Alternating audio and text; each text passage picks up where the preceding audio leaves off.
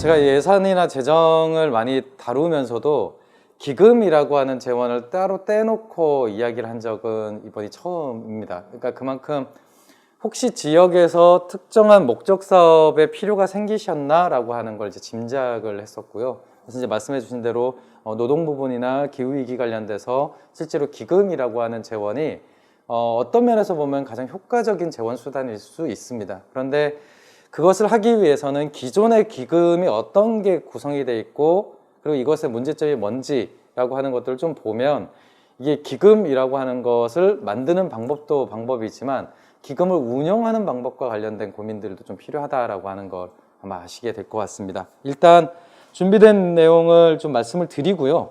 드리고 질의응답 뭐 이런 것들을 이렇게 진행을 해보겠습니다. 일단 기금의 성격인데 기금은 법에 그냥 정해져 있어요. 국가가 특정한 목적을 가지고, 그러니까 목적이 있습니다. 특정한 목적, 특정한 자금을, 그러니까 자금도 특정해요. 신축적으로 운영할 필요가 있는 경우에 만드는 겁니다. 그러니까 기금이라고 하는 건 첫 번째로 특정한 목적이 있어야 되고요.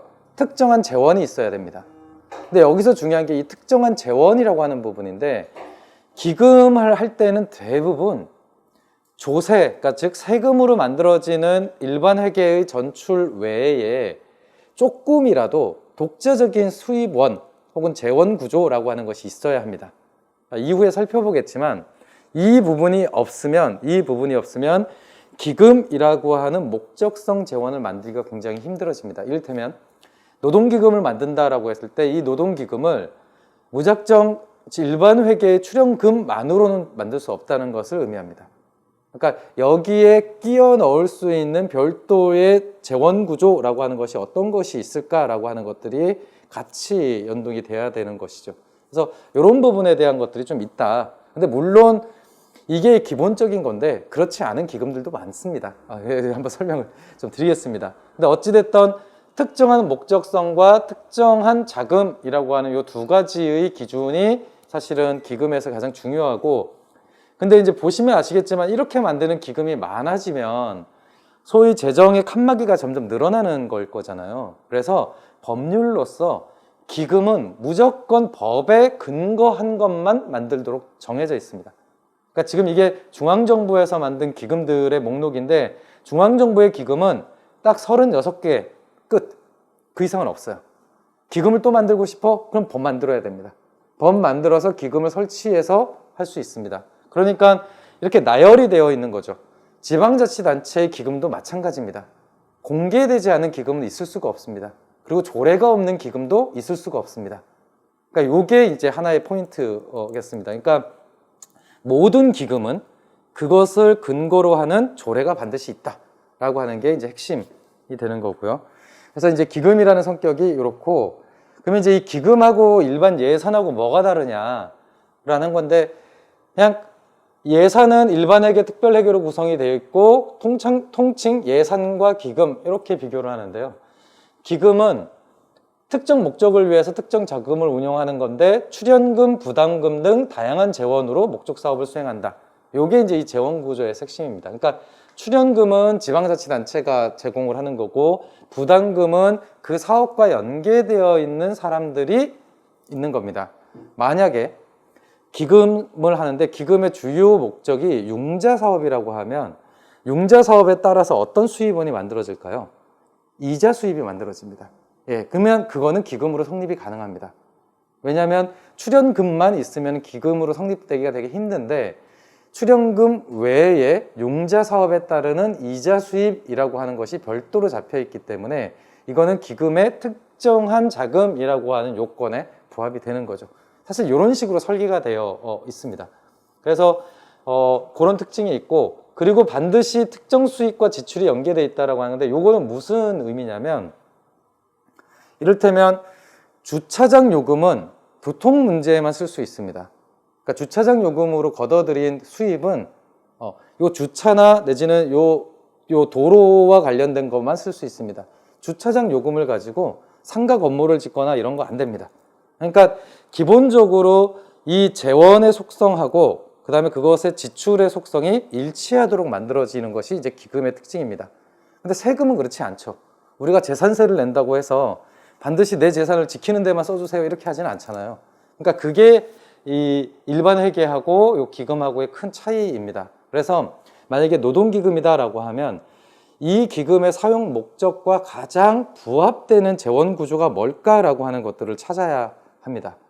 그래서 거기에서 찾아서 요 재원 구조를 붙여야 사실은 기금이라고 하는 재원과 사업의 구조가 딱 일치가 되는 게 있습니다.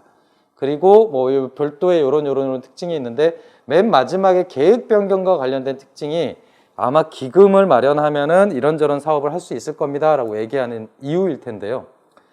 20% 정도 내에서는 집행 과정에서 변경이 가능해요. 그러니까 예산은 변경하려면 반드시 의회의 승인을 받아야 되거든요. 근데 기금은 20% 범위 내에서 이 기금을 운용하는 측에서 변경이 가능해집니다. 그러니까 집행 과정의 융통성이 굉장히 커요. 그러니까 이제 사람들이 기금을 좋아해요. 그래서 좋아합니다. 특히 공무원들이 기금을 되게 좋아합니다.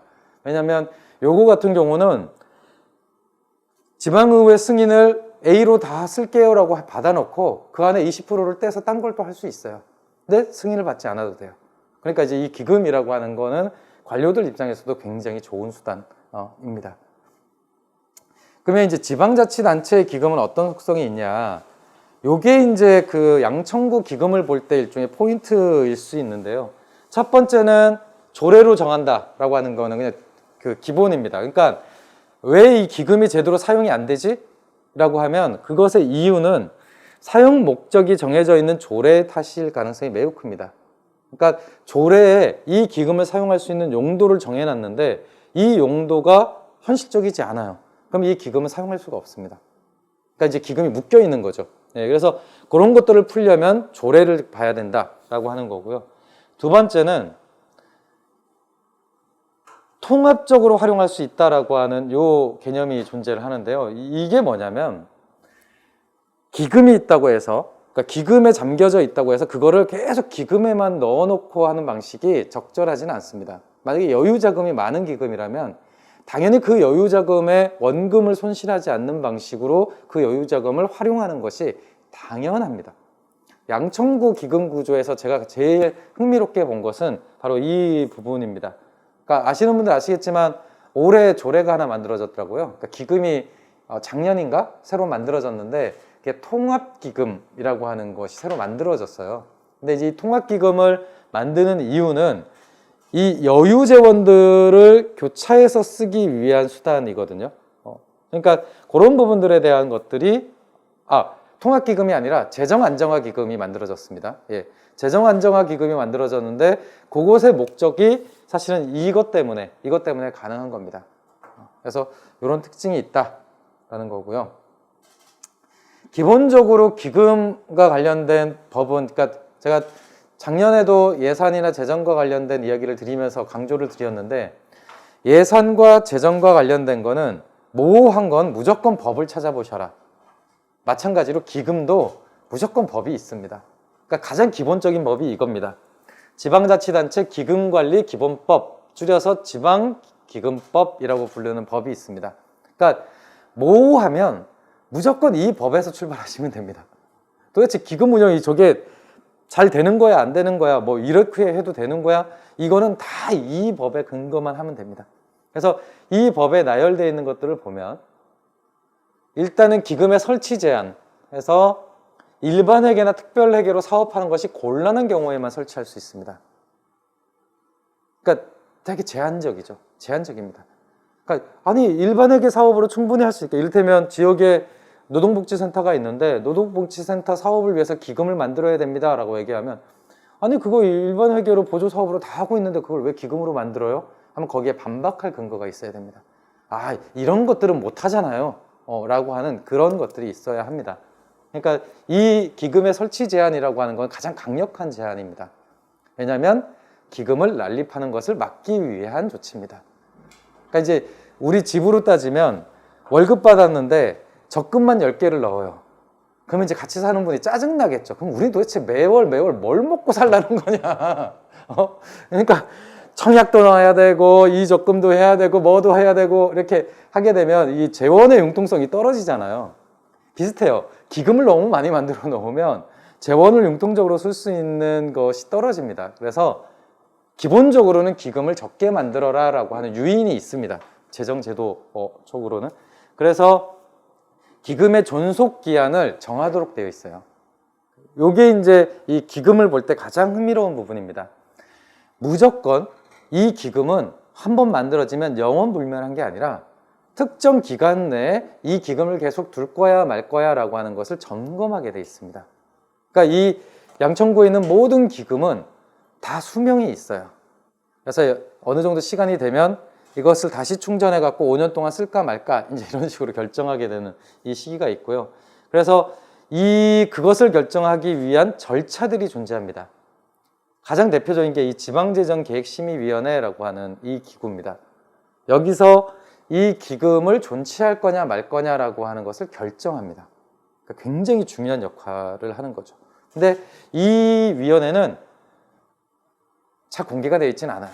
그러니까 굉장히 중요한 건데 그냥 일부 교수들, 회계사, 변호사 뭐 이런 사람들만 들어와서 하는 형태여서 그래서 저 재정계획심의위원회에 시민 대표가 참여한다라고 하는 건 굉장히 중요한 의미를 갖습니다.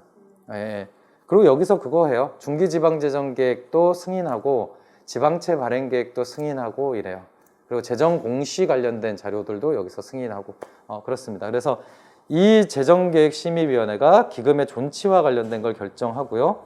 그리고 5년 단위 기금 정비 계획을 매년 수립해서 중기지방재정계획에 반영해야 된다라고 되어 있습니다. 그럼 이 논리에 따르면 기본적으로 양천구의 중장기적인 기금 운용 계획은 어디서 볼 수 있을까요? 중기지방재정계획에 있습니다. 그럼 중기지방재정계획상의 기금 운용 계획을 바탕으로 해서 연간 단위의 기금 운용 현황을 비교를 해보면 이게 계획적으로 사용이 되는지 안 되는지를 평가할 수 있겠죠. 뭐 팁을 드리면 보통은 중장기 운영 계획 따로, 연간 계획 따로 해서 잘 안 맞습니다. 그러니까 이제 그거는 문제 제기를 할 수 있는 근거가 되는 거죠. 아니 왜 중기 계획상으로는 이때 이렇게 투자한다고 했는데 왜 실제 매년 사용하는 건 이거밖에 안 됩니까? 라고 얘기를 할 수 있습니다. 이런 근거들이 존재한다는 거고요. 그리고 기금은 폐지도 되지만 통합도 됩니다. 그러니까 두 개의 기금을 합칠 수 있습니다. 그런데 그것의 근거가 나열되어 있습니다. 그러니까 이게 나열되어 있다는 것은 뭐냐면 여러분들이 판단했을 때 어떤 기금이 이 항목에 해당됩니다라고 하면 그 기금은 폐지나 통합을 요구할 수 있다는 얘기입니다. 그러니까 이게 모호하지 않습니다. 기금의 통합이나 폐지 사유가 모호하지 않은데 첫 번째가 기금 설치의 목적을 달성한 경우, 목적 달성이 불가능하다고 판단되는 경우 되게 명확하잖아요. 그리고 세 번째가 유사해서 중복되는 경우 이런 것들은 통합하거나 폐지할 수 있다고 되어 있습니다. 그러니까 지금 양천구의 기금이 다른 자치구보다 많은 편이에요. 네, 많은 편이에요.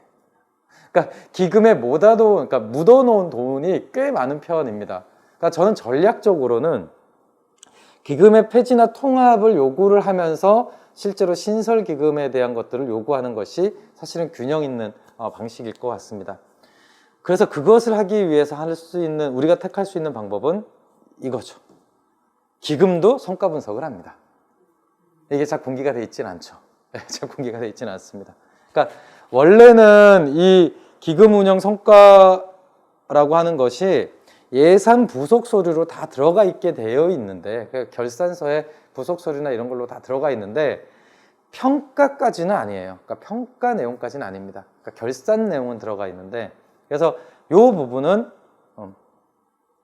굉장히 중요한 부분입니다. 실제로 해당 기금을 운용했는데 기금의 목적을 달성했냐라고 하는데 양천구 기금 중에서 진짜 지출을 거의 안 하는 기금들이 있어요. 그럼 그런 것들은 이거 아마 없을 겁니다. 왜냐하면 돈을 안 썼는데 어떻게 성과가 있겠어요. 이제 그런 것들은 이제 잡아서 돈을 쓰도록 만들든지 아니면 폐지하거나 통합하도록 만드는 게 좀 필요합니다. 구의회에서 이 기금 심의도 이렇게 네. 해요? 그게 순서상이 있어요? 아니 예산안 심의하는 과정에서 거기에 기금도 다 포함이 돼 있어요. 근데 의원들 중에서 별로 관심이 없죠. 네, 의원들 중에서 별로 관심이 없는데 원래는 예산 심의 과정에 다 들어가 있는 것이 이 기금입니다. 별로 이제 관심이 없죠. 그러니까 행정은 되게 좋아합니다. 그렇죠. 왜 좋아하는지 알겠죠. 관심밖에 멀어져 있으니까 좋아합니다.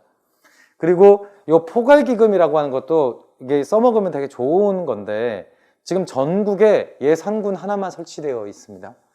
그런데 이 포괄기금이 뭐냐면 돈이 다 분리되어 있으니까 이거 돈을 융통할 수가 없잖아요.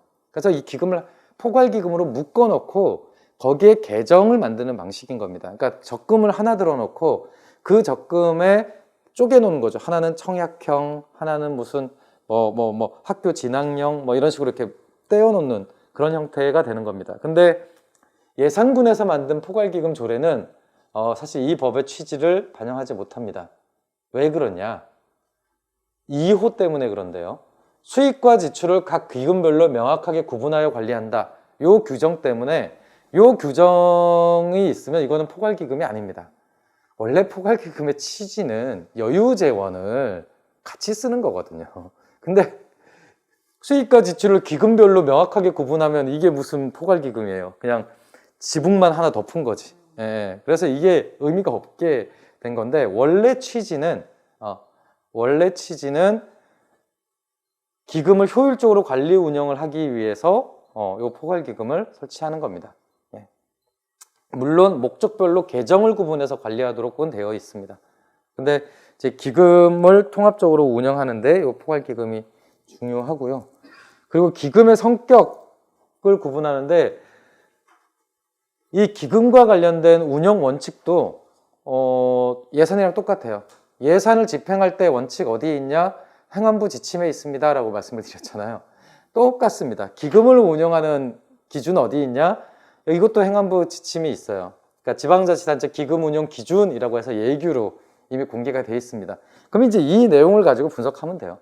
그러니까 이 기준에 따르면 기금은 크게 세 가지로 구분이 됩니다. 하나는 사업관리기금, 그러니까 실제로 사업을 하는 기금, 사업을 하기 위해서 만든 기금입니다. 예, 사회복지기금, 문화진흥기금, 장학기금 이런 것들은 사업을 하기 위한 겁니다. 그러면 이 기금의 속성은 뭐여야 할까요? 사업을 해야 됩니다. 그러니까 돈을 써야 됩니다. 돈을 안 쓰면 이 기금을 설치할 이유가 없습니다. 두 번째는 융자성 기금인데 특정한 부분에 대해서 융자 기능을 하기 위한 거여서 많은 경우는 산업지원이나 혹은 기업지원에 대부분 다 융자성 기금이 만들어집니다. 그러니까 특정한 직업군에 대해서 보호를 하기 위한 것들이 대부분 융자성입니다. 그럼 여기에 조금 더 가면 이를테면 프리랜서 예술인에 대한 융자 사업도 이 부분에 들어갑니다. 네. 그 만약에 예를 들어 사회적 경제 조직 그렇죠. 그것도 여기에 들어갑니다. 보통 사회적 경제 기금도 있어요. 은평구 같은 경우는 사회적 경제 기금이 있는데 거기서 하는 것도 대부분 다 융자입니다. 이번에 서울시에서 사회적 경제 예산을 센터 예산도 삭감했지만 네. 개별 기업들에게 지원할 수 있는 그 예산은 완전 제로를 만들었다고 그래가지고 그래서 이제 양천구 센터에서도 이제 그거를 이제 이렇게 맞아요. 근데 그거 하려면은 기금 그 조례 아마 사회적 경제 조례 정도는 있을 것 같은데요, 양천에. 그럼 거기에 기금 설치와 관련된 규정을 넣으면 사실은 그걸 통해서 융자를 할 수 있습니다. 그러니까 실제 은평구 사회적 경제 기금을 봤더니 관내 사회적 기업에 대한 융자 사업을 주 목적으로 하고 있더라고요. 네. 그러니까 이제 이런 것들이 이제 융자성 되고 마지막 게 적립성인데 이게 양천구 기금구제에서 제일 재밌는 형태입니다. 왜냐하면 이 적립은 나중에 돈 크게 쓸 때가 있거나 혹은 일시적으로 돈이 많이 나갈 것 같은 부분에 돈을 모아놓는 겁니다. 그러니까 이제 재해대책 구호기금 이런 거는 뭐 딱 아시죠? 홍수 나거나 혹은 갑자기 폭염이 생기거나 막 전염병이 돌거나 이러면 이제 그때 쓰기 위해서 돈을 모아놓는 것이죠. 코로나 이번에 재난지원금을 구에서도 줄 수 있었거든요. 그렇죠. 만약에 이런 게 있었으면, 예. 그러니까 이제 그거는 어디까지나 재원이 어느 정도 있느냐의 문제인 거죠. 그리고 아시겠지만 양천구의 제일 재밌는 기금은 바로 신청사 관리 기금입니다. 예. 근데 왜 재밌냐면요. 보통 다른 자치구의 신청사 관리 기금은 건물 하나예요, 목적이. 그러니까 구청 새로 짓기 위해서 10년간 모으고 이런 거거든요. 근데 양천구의 공공청사 건립기금은요, 모든 공공청사를 짓는 돈을 여기다가 다 적립을 시키고 있습니다. 이를테면 뭐 신월동에 주민센터를 지어야 한다, 신정동에 뭘 지어야 한다, 이것도 다 이 기금에서 쓰는 거예요. 그러면 이 얘기는 뭐냐면 이 돈은 그냥 진짜 짱 박혀 있는 돈인 겁니다. 왜냐하면 신청사를 하나 짓기 위해서는 의회 의결이나 타당성 조사나 이런 것들을 다 해야 되잖아요. 그러니까 절차가 되게 많아요. 그렇게 하고 나서 일반 회계 예산으로 계속비를 편성해 갖고 매해 의회의 승인을 받아서 가는 게 정상적인 겁니다. 그런데 그렇게 건물을 지어야 하는데 이거를 기금으로 넣어서 한다라고 하는 거는 지나치게 행정 편의적인 예산 운영입니다. 그리고 두 번째로 이 위의 걸로 보면 목적 달성이 불가능한 기금에 가깝습니다. 왜냐하면 얼만큼 충분히 지어야 공공청사가 완벽한지 그게 없잖아요. 그러니까 이 기금에 따라서 향후 몇 년 동안 혹은 몇십 년 동안 얼만큼의 청사를 짓겠다라고 하는 것이 청사진이 없어요. 그럼 그 얘기는 그냥 돈을 계속 적립해 놓고 있다가 어디 신청사 지어야 될 것 같은데 그럼 그 돈 계속 그냥 쓰는 거예요. 이런 식으로. 그러니까 조기금은 정말 사례가 별로 없는 그런 형태입니다. 그리고 기금을 설치할 때에는 기본적으로 뭐 기본계획 수립하고 뭐 이런 게 있지만 핵심은 이거예요. 조례안을 만들어야 됩니다. 조례를 만들면 혹은 기존에 있는 조례를 개정하면 만들 수 있습니다. 그러니까 기금을 변경하고 싶다는 것은 무조건 조례에 관련된 거다라고 생각하시면 됩니다. 그러니까 보통 우리가 예산이나 이런 것들을 다룰 때는 소위 예산 사업의 증액이나 혹은 정책 사업의 반영은 구태여 조례를 통하지 않아도 되잖아요. 근데 기금은 무조건 조례를 통해야 된다. 이렇게 생각을 해주시면 되겠습니다. 그리고 이제 이런 식의 이제 조례 제정 시의 검토 사항 해갖고 이런 절차들도 요 운영 기준에 다 나와 있습니다.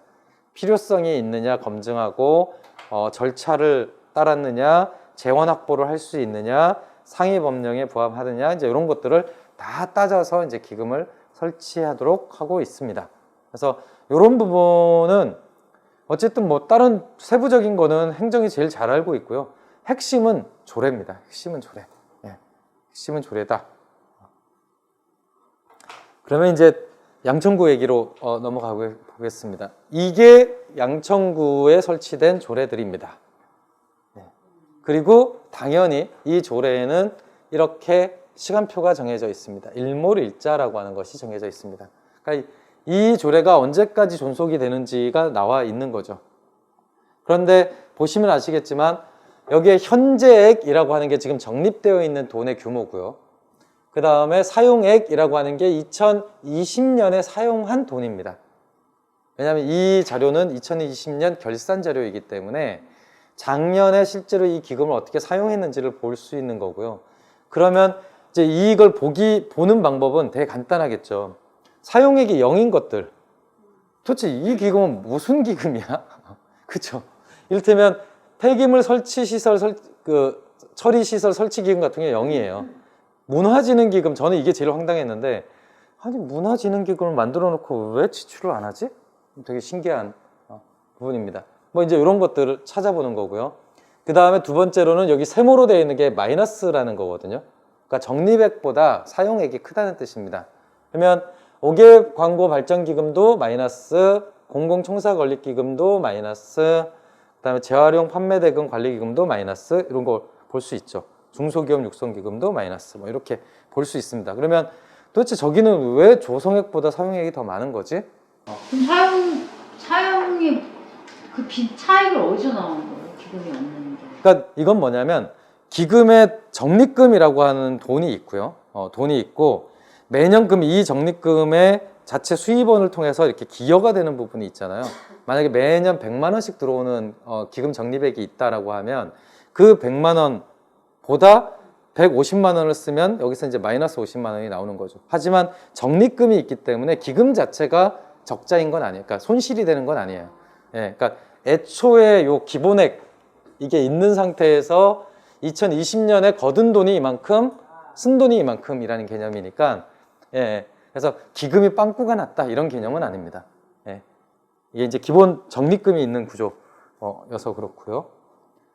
그리고 이 표를 보시면 되는데, 실제로 2018년부터 양천구의 기금액이 다른 자치구를 앞서기 시작을 했습니다.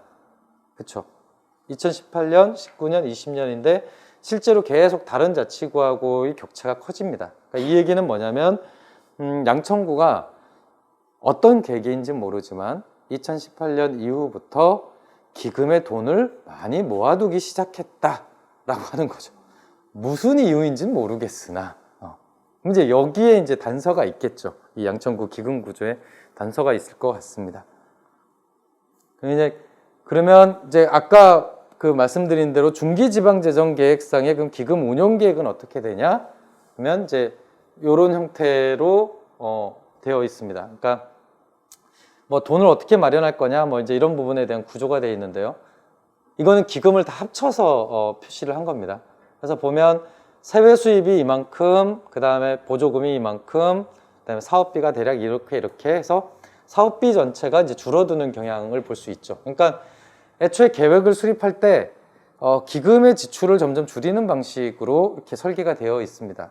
그러니까 양천구 입장에서는 적립액은 늘어나고 있는데 사업비 지출은 점점 줄어드는 계획을 잡고 있는 거죠. 그러니까 요거는 뭔가 이상한 겁니다. 그러니까 집에 돈이 있는데 돈을 안 쓰겠다라고 하는 계획이거든요.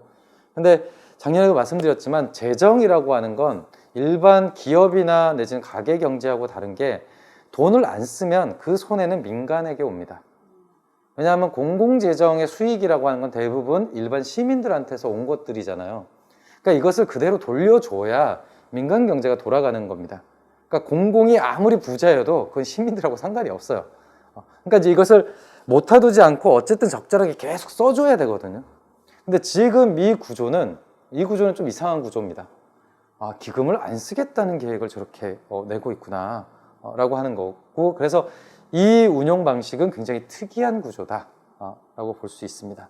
뭐 이런 식의 내용들이 어쨌든 돼 있고, 여기 보면 공공청사건립기금 같은 경우는 동보건소 복합청사, 갈산문화복합시설 건립비 이런 것들을 이 기금에서 지출을 하겠다라고 이렇게 얘기를 하고 있습니다.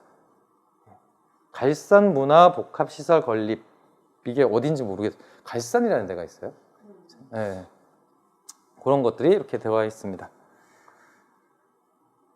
그러면 이제 하나씩 보면 그럼 폐지된 것도 있어요. 예, 폐지된 것도 있습니다. 조례를 살펴봤더니 폐지된 게 있던데 대표적인 게 여성발전기금입니다. 근데 이게 폐지됐다고 얘기하기도 좀 애매하긴 하지만 실질적으로는 폐지된 것과 마찬가지인데, 왜 그러냐면 기존에 여성발전 조례가 있었어요. 그런데 그것의 기본법이 여성발전기본법이었는데 이게 폐지되고 양성평등기본법으로 바뀌면서 조례도 양성평등조례가 됐습니다. 그러면서 기금도 여성발전기금에서 양성평등 조례가 됐는데, 문제는 기금의 사용 목적을 비교해 보시면 야, 이거는 사실은 폐지된 것과 같지 않아? 라는 생각이 드는 거죠. 왜냐하면 여성발전기금일 때에는 되게 구체적이었어요. 여성의 권익 증진, 지역사회 봉사활동, 여성 지도자 육성 및 교육 연수, 사회참여 활성화 뭐 이런 것들이 쭉 이렇게 나열이 돼 있죠. 양성평등기금의 기금의 용도를 보세요. 양성평등 실현을 위한 사업의 지원, 경력단절 여성의 사회참여를 위한 사업의 지원, 그 다음에 법인이나 단체가 수행하는 사업의 지원에서 되게 간략하게 되어 있습니다. 그러면 이 속성상 사업이 줄 수밖에 없어요. 왜냐하면 행정공무원의 입장에서는요, 1호부터 6호까지 나열돼 있죠. 그럼 1호부터 6호까지 하나의 사업이라도 해야 된다고 생각을 합니다. 왜냐하면 나열되어 있으니까. 여기는 나열이 되어 있는 게 4개죠. 그러면 4개만 해도 된다고 생각을 합니다. 왜냐하면 하나의 사업으로 이거를 충족한다라고 생각을 하기 때문에 그렇습니다. 그래서 기본적으로 이 조례상의 기금의 용도가 축소됐다라고 하는 것 자체가 좀 문제가 있다고 보여집니다. 그리고 다른 거 다 떠나서 사실은 이것이 지향하는 바는 되게 구체적이잖아요. 이거는 잘 모르겠다는 겁니다. 그래서 이게 이렇게 바뀌었는데 이걸 왜 이렇게 바꿨을까? 왜 기금의 용도나 내지 이런 것들을 이렇게 간략하게 해서 만들었을까라는 것이 궁금하긴 하더라고요. 그리고 두 번째는 이것도 폐지된 건데요. 주민소득지원 및 생활안정기금 특별회계 운영관리조례, 이것도 폐지가 된 건데 되게 재밌는 게 생활안정기금이라고 들어가 있죠. 근데 이거는 기금이 아니라 특별회계였습니다. 근데 이것도 되게 신기한 구조예요. 특별회계인데 왜 기금이라는 명칭으로 특별회계를 만들었는지 모르겠습니다. 진짜 모르겠어요. 근데 어쨌든 이게 없어졌는데 이유가 융자 실정이 적고 유사융자 사업과 중복된다라고 하는 이유로 폐지가 된 건데요. 그러면 도대체 이 특별회계로 무슨 사업을 했었나를 살펴봤더니, 그러니까 이게 2019년에 폐지됐으니까 2018년 결산서를 보면 이 특별회계로 무슨 사업을 했는지를 알 수 있겠죠. 그래서 봤더니 어떤 사업을 했냐면 가사간병 방문 도우미 사업하고 자활 사업하고 저소득층 의료 지원하고 긴급복지 지원 사업을 요걸로 관리를 했더라고요. 그러면 이게 지금 요거 특별회계를 없앨 만한 건가? 라는 생각이 드는 거죠. 왜냐면 제가 봤을 때 되게 중요한 사업들이고 사용처가 되게 많은데 이거를 별로 사용을 하지 않은 게 좀 이상한 건데? 라는 생각이 들었습니다. 그래서 실제 봤더니 2018년 결산서에 보면 조성액은 12억인데 그 해 모은 돈만 12억인데 지출액은 142만 원인 거예요. 그러니까 진짜 이 기금을 안 쓴 겁니다. 그러니까 돈은 있는데 이거를 안 쓴 거예요. 그래서 도대체 그래 이 정도면은 기금을 폐지하는 거는 일단 타당한 것 같긴 해. 그런데 저 기금의 목적 혹은 저 특별회계의 목적이라는 걸 비춰봤을 때는 이게 없어져도 되는 건가? 라는 생각이 들긴 했습니다. 그래서 이것도 되게 신기하다 라는 생각을 했던 거고요. 그러면 그 남은 돈은 어디? 남은 돈은 다 일반 회계로 들어옵니다. 네, 다 일반 회계로 들어옵니다. 그러니까 일반 회계상의 세외 수입으로 다 들어오게 됩니다. 그러니까 이제 적금께서 쓰는 거랑 비슷한 구조가 되는 거죠. 이제 좀 몇 가지 부분을 좀 짚어볼 건데요. 아까 이제 본 방식과 똑같은 방식으로 한번 볼 겁니다. 이를테면 이 공공청사 기금 같은 경우, 그러니까 지금 양천구가 가지고 있는 전체 기금의 조성액이 100만, 1000만, 억, 10억, 100억, 1000억이니까 1300억 정도거든요. 그런데 공공청사 건립기금이 892억이에요.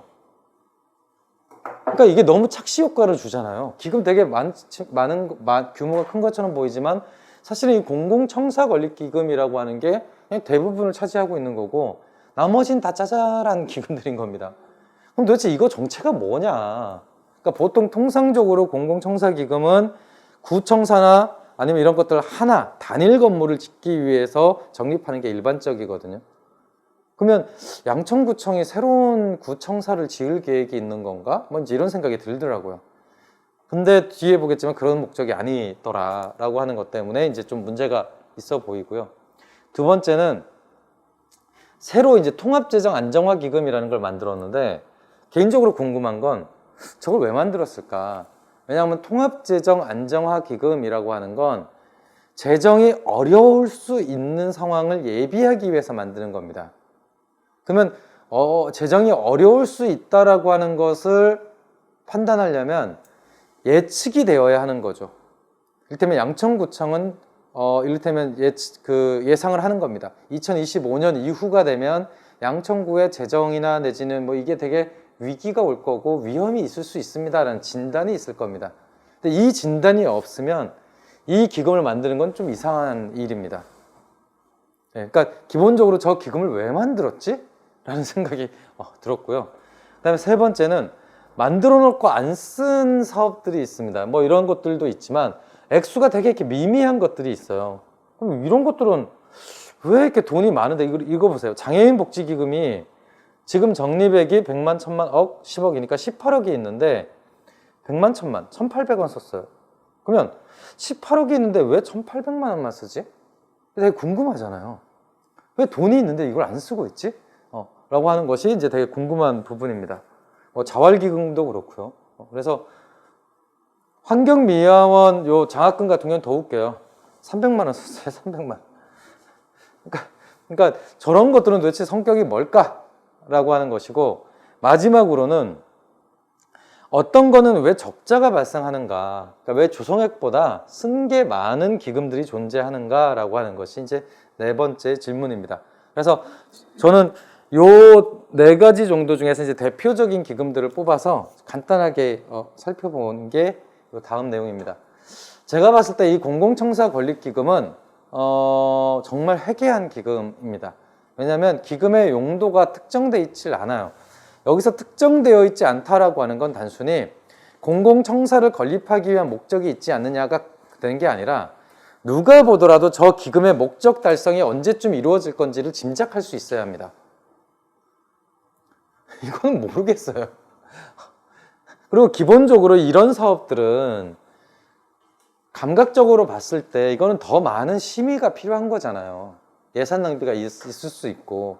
그러면 이거는 당연히 일반 회계를 통해서 예산 심의나 이런 것들 하는 게 전 맞아 보이거든요. 뭐 보건소를 새로 짓거나 무슨 청사를 짓거나 문화시설을 새로 짓거나 도서관을 새로 짓거나 이런 것들은 당연히 의회 심의나 내지는 시민들한테 다 공개가 돼서 이렇게 돼야 되는 거 아닌가? 라는 생각이 드는데, 그걸 목적으로 돈을 적립하고 있습니다. 근데 이것도 그냥 오케이 그럴 수 있어 라고 하지만, 중요한 거는 적립된 돈이 800억이에요. 그럼 800억이나 되는 돈을 계속 묻어 놓는 겁니다. 그럼 이건 진짜 이상한 거거든요. 도대체 이걸 왜? 이런 생각이 드는. 전 진짜 이해가 안 돼요. 아니, 양천구는 800억이라는 돈을 기금에 묻어 놓고 저걸 갖고 무슨 뭐 구청사나 내지는 주민센터 어디 질 계획이 있는 건가 따로? 근데 그게 아니면은 도대체 저 돈은 뭐지? 근데 저거 5년 기한이 있지 않아요? 근데 그게 최근에 연장됐더라고요. 네, 여기 보시면. 그래서 저는 이게 되게 궁금한 게, 여기 2022년 6월 30일까지 일단은 기한이 있는데, 되게 궁금한 게, 아니 재정계획심의위원회에 있는 전문가들은 도대체 무슨 생각으로 저 기금을 존치를 해주신 거지?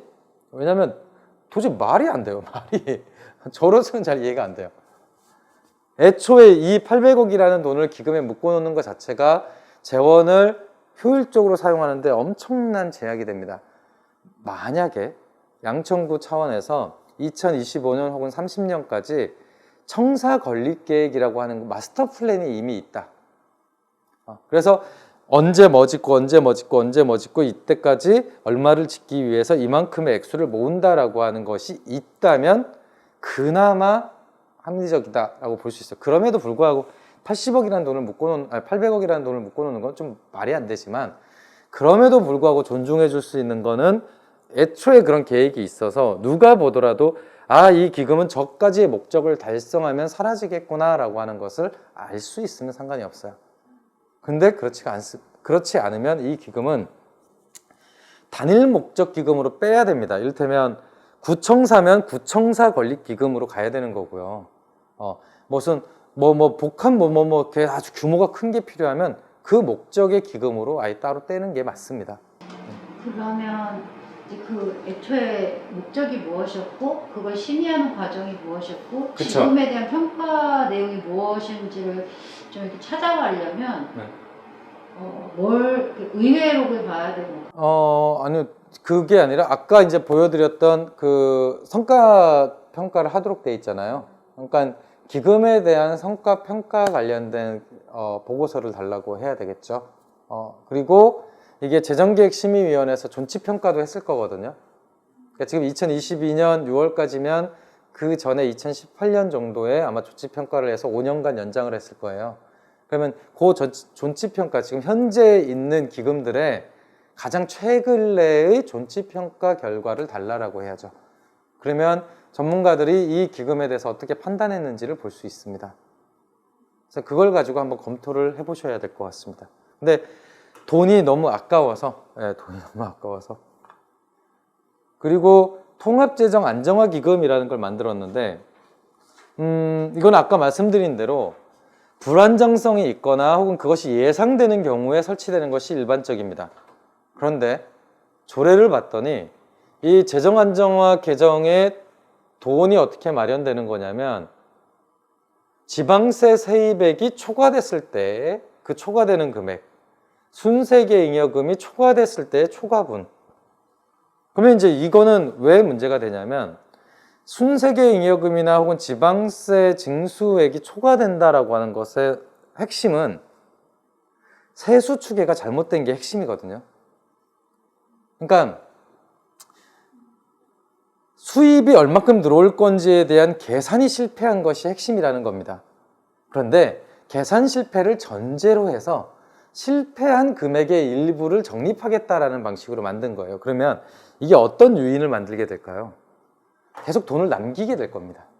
그러니까 돈을 적정하게 추계를 해서 그거를 쓰도록 만드는 요인이 아니라 어차피 남으면 여기에 또 적립해 놓으면 돼, 이런 방식의 요인이 되는 거죠. 그래서 저는 이걸 보면서 무슨 생각을 했냐면요, 한국 경제가 갑자기 어려워진다는 무슨 예측이라도 받은 건가? 그러니까 어디 이렇게 뭔가 계시라도 받은 건가? 라는 생각이 들었어요. 왜 그러냐면 기본적으로 KDI나 내지는 국제기구에서 세계 경제라고 하는 것이 저성장이지만 저성장 자체가 완전히 거꾸로지거나 한다라고 하는 징후는 사실은 존재하지 않습니다. 그러니까 돈이 필요할 수는 있어요. 저런 적립금이 필요할 수는 있는데 그것이 과연 지금 저게 만들어져야 되는가라는 질문이 있고요. 두 번째는 말씀드린 대로 세입 초과나 내지는 순세계 잉여금이 초과되는 것은요, 일단 세입 추계부터 제대로 하는 것이 정상입니다.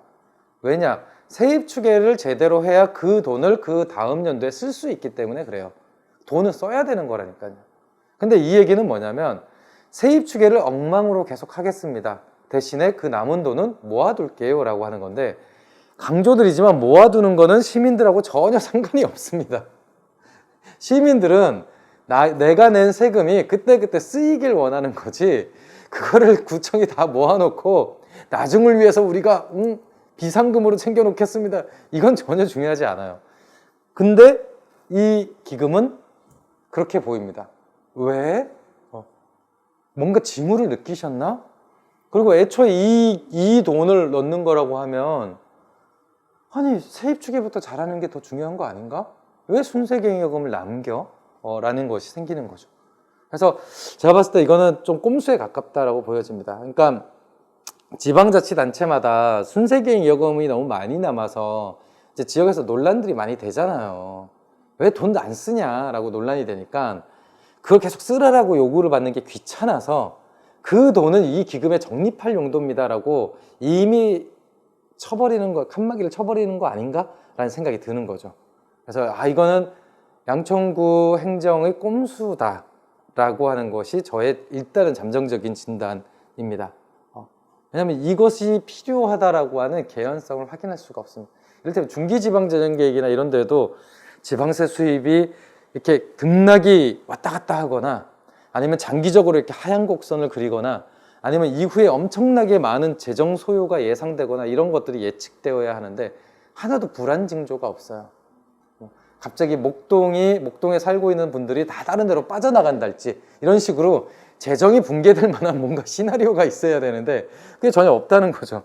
그래서 이거는 도대체 이유가 뭐지? 했을 때 제 나름의 시나리오는 각 자치구마다 순세경여금 많이 남겨져서 지역마다 지역단체들이 돈 제대로 써라 이렇게 요구를 하니까 그것을 사전에 좀 입막음을 하기 위해서 만든 것이 아닌가 라고 하는 것이 어쨌든 제가 생각하는 이유입니다. 그래서 사실 이런 기금이 논쟁이나 토론할 때 굉장히 흥미로운데요.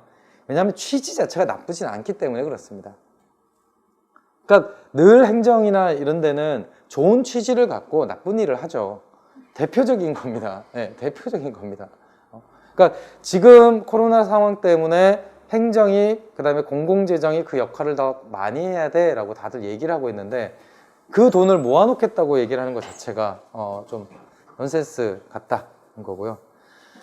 제가 개인적으로 제일 납득할 수 없는 건 이 문화진흥기금입니다. 왜냐하면 자치구 중에서 문화진흥기금이 설치된 데도 많지 않지만 그래도 나름대로 적립금이 있는 데도 많지는 않아요. 그리고 이 기금의 목적을 보세요. 문학, 미술, 음악, 국악, 무용, 연극, 영화 등 문화예술 활동 되게 좋잖아요. 전통문화의 보존, 계승, 발전을 위한 조사, 연구 되게 좋잖아요. 그리고 그것 말고는 쓰지 말라라고 딱 정해놨어요. 그러면 이 기금의 지출이 2020년에 98만 원밖에 안 썼단 말이죠. 와, 양천구에 문화예술인이 없구나. 아니면 양천구에 전통문화라고 하는 것은 아예 없구나라는 생각을 하게 되는 겁니다. 이상하죠. 그래서 도대체 이게 뭐지? 이 98만 원은 뭐냐? 사무관리비입니다. 그러니까 이 기금이 일단 있으니까 이 기금을 관리하는 데 실무 비용으로 쓴 겁니다. 그러니까 지출이 0이죠. 지출이 0. 그래서 전 되게 신기했어요. 문화진흥기금이라는 기금도 되게 신기한데 저걸 설치해놓고 아무것도 안 쓴다는 것도 굉장히 신기한데 도대체 이 기금의 정체는 뭐지? 한번 찾아보세요.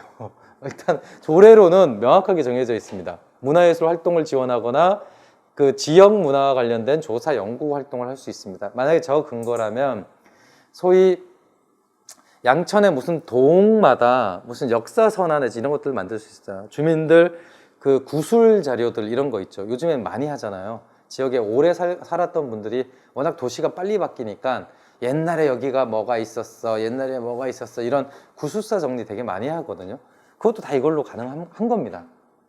그러니까 이 돈은 쓸 데가 없다기보다는 무슨 이유에서인지 안 쓰고 있는 걸로 보여집니다. 네, 궁금해요. 이거는 도대체 뭘지. 그리고 이 폐기물 처리시설 기금, 이것도 조금 애매하긴 한데 이 기금은 지출이 0이에요. 그래서 이게 왜 0이지? 라고 봤더니 이 기금의 목적 자체는 향후에 폐기물 처리시설을 설치하기 위해서 적립해 놓고 있는 겁니다. 그러니까 양천구 내에 향후에 폐기물 처리시설을 설치할 수도 있으니 그 돈을 미리 적립해 놓는 거거든요. 근데 이건 역시도 궁금해지는 거죠. 이 기금이, 그러니까 이 조례가 만들어진 게 2011년이에요. 그리고 지금까지 적립을 하고 있는 거거든요. 그러면 궁금한 건 10년 정도가 지났는데 그럼 저 폐기물 처리 시설은 설치를 한다는 건지 말다는 건지 알 수가 없습니다. 그냥 돈만 계속 적립을 하고 있는 거예요. 그래서 도대체 이거는 그래서 저 폐기물 처리 시설을 설치한다는 거야, 만드는 거야? 이거 잘 모르겠습니다. 만약에 그 계획이 없으면 이거는 그냥 바꾸는 게 맞아요. 그게 아니고 제가 잘 몰라서 그런데 만약에 양천구 내에 이미 폐기물 처리 시설이 있다라고 하면 이 목적으로는 안 됩니다. 통상적으로 이런 조례는 이 내용이 들어가 있습니다. 뭐냐? 폐기물 처리 시설 설치 및 주변 지역 지원에 대한 내용이 반드시 들어가 있게 돼 있습니다. 그러니까 만약에 양천구 내에 폐기물 처리 시설이 이미 있어요. 그러면 그래요? 아니 그러면은 이 기금이야말로 진짜 쓸모가 없어진 거죠. 그러니까 도대체 이 기금은 정체가 뭐냐? 근데 원래로라도 만약에 있었다 그러면 그 인근 지역 주민들에 대한 지원 항목이 이 기금에 반드시 있었어야 돼요. 근데 그게 없다는 것도 되게 신기한 기금입니다. 그래서 저는 일단 필요성이 있으면 개정하는 것이 맞고 필요성이 없으면 이거는 폐지하는 게 맞다라는 생각을 했습니다. 근데 기본적으로 지역 주민들, 폐기물 처리 시설 지역 주민들에 대한 지원 조항이 없는 기금은 처음 봤습니다. 보통 그렇지 않아요. 그래서 이것도 참 재미있는 기금이다 생각을 했고요. 마지막으로 이거 노인 장애인 자활기금 같은 경우는 사용을 거의 못하고 있어요. 사용을 거의 못하고 있는데 이거는 그냥 진짜 통합해도 될 것 같습니다. 이를테면 사회복지기금으로 하고 거기에 장애인 계정, 자활 계정, 노인 계정으로 해서 차라리 사회복지기금으로 통합하는 게 훨씬 더 낫지 않나? 라는 생각을 했습니다. 그래서 왜 그러냐면 실제 2020년 결산서를 보니까 장애인복지기금은 3천만 원 썼고요. 자활기금은 2,900만 원, 노인복지기금은 4,500만 원. 요 정도밖에 안 썼어요. 근데 진짜 요 정도만 쓸 거라면 이건 일반 회계에서 쓰는 것이 맞습니다. 뭐 액수가 큰가요? 뭐 따로 이렇게 관리할 필요가 있나요? 그러니까 이제 이거는 이 기금, 이 목적성 기금의 취지가 굉장히 중요하고 이 기금이 되게 적극적으로 활용되어야 하는데 왜 활용이 되지 않을까? 라고 하는 부분에 대한 고민이 좀 있습니다. 그래서 특히 장애인 복지기금의 경우에는 어떤 부분에 쓸 수 있냐면요, 지역의 그 장애인 편의시설 설치와 관련된 융자나 지원금으로도 쓸 수 있습니다. 그러니까 이를테면 지역의 은행이나 내지는 대형 마트나 이런 데에 경사로 만들고 하는 거 있죠. 그것에 대한 융자나 내지는 지원금으로도 이 장애인 복지기금이 보통은 사용이 됩니다. 그러니까 그런 부분은 사용처가 없다기보다는 기본적으로 이 기금 운영에 대한 방향이 되게 모호한 것 같아요. 그래서 제 생각엔 이거는 복지기금으로 합칩시다. 합쳐서 통합적으로 이 세 개의 기금을 사용합시다 라고 해도 충분하지 않을까라는 생각을 했습니다. 그렇게 해야 이제 이걸 좀 흔들 수 있을 것 같아서 그런 거고요. 그리고 아까 말씀드렸던 지방재정계획심의위원회가 진짜 중요한 기구인데 지금 2021년 말까지 일몰될 기금이 이 두 가지예요. 자활기금하고 요 도로골착복구기금인데 요 두 개 관련돼서 아마 요 심의위원회에서 심의를 끝냈을 겁니다. 왜냐하면 요 존치 결과를 지방의회에 보고를 해야 되는 것이기 때문에 그래서 아마 존치하는 걸로 결론이 나지 않았을까 싶긴 한데 요 지방재정계획심의위원회의 기금평가와 관련된 존치평가와 관련된 자료들을 확인하실 필요가 있습니다. 그리고 재활용 판매기금 같은 경우도 매년 1,800만 원 정도의 수익이 나요. 그러니까 많다면 많고 적으면 적은데 이거를 환경미화원의 비정규직 인건비로 지출하고 있는 건 좀 이상합니다. 왜냐하면 기금에서 인건비 지출한다는 건 좀 맞지 않아요. 인건비는 어쨌든 일반회계에서 지출해야 되는데 이상하게 이 재활용 판매기금의 경우에는 환경미화원 인건비로 사용하고 있는 부분도 있어서 이거는 조금 뭔가 되게 이상한데? 라는 생각을 좀 했고요. 왜냐하면 그 조례에 보면은 1, 2, 3으로 되어 있는데 1이 재활용품 수집 선별에 따른 장비 물품 구입, 그 다음에 3이 재활용 활성화와 관련돼서 구청장이 필요로 인정하는 사업, 요거에만 요 기금을 쓸 수 있는데 인건비를 쓴 것은 어디에 속하는 거냐. 물론 이제 1번이라고 주장을 하겠죠. 그 밖의 비용이라고 이렇게 주장을 할 것 같은데 그래도 이거는 좀 말이 안 되는 것 같다 라고 하는 거여서 요 지방재정계획심의위원회 자료들을 한번 털어보시면 어떨까. 그러니까 기본적으로는 지금 이 위원회 구성에 관련한 그거는 어디로 보나요? 제가 그걸 찾아보려고 했는데요. 일단 명단이나 이런 것들이 공개되어 있지는 않더라고요. 예, 공개되어 있지는 않더라고요. 그래서 기본적으로 기금이라고 하는 거는 두 가지 속성이 있어요. 하나는 안정적으로 돈을 쓸 수 있다라고 하는 부분에서 장점은 분명히 있습니다.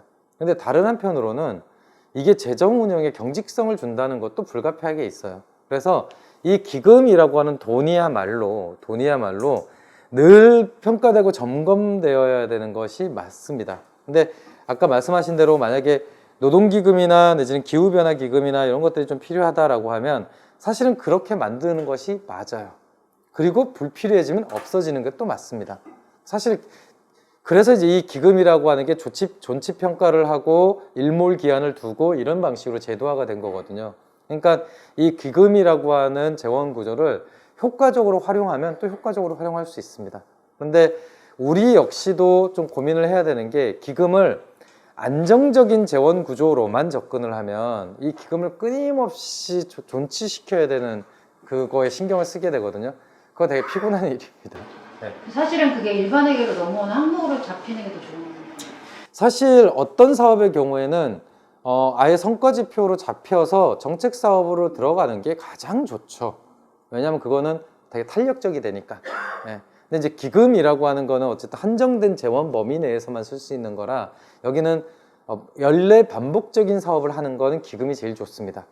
그러니까 만약에 이제 그 장애인 복지기금인데 편의시설 융자 지원이다라고 하면 매년 한 1억 범위 내에서 요 융자 사업을 한다라고 하면 이제 그 기금 융자 신청을 받아서 1억 범위 내에서 잘라서 매년 1억 정도만 돌리는 이런 식으로 설계가 되거든요. 근데 만약에 일반회계에서 한다라고 하면 내년도 전수조사를 통해서 모든 공공시설의 장애인 편의시설을 개선하겠다라고 하면 100억 이렇게 넣을 수도 있죠.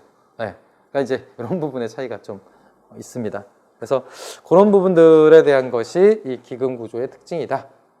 네, 이 정도로 준비된 이야기들을 마쳤고요. 그리고 별도로 제가 드린 그 기금 자료는 그 결산서상에 기금 현황으로 정리되어 있는 것들을 따로 긁어서 이렇게 드린 겁니다. 그러니까 아마 요것들을 보시면 대략 기금의 재원이 어떻게 마련이 되고 어느 부분에 사용하고 있고 이런 것들은 좀 파악이 가능하실 것 같아서 네, 드렸습니다. 네, 이상입니다.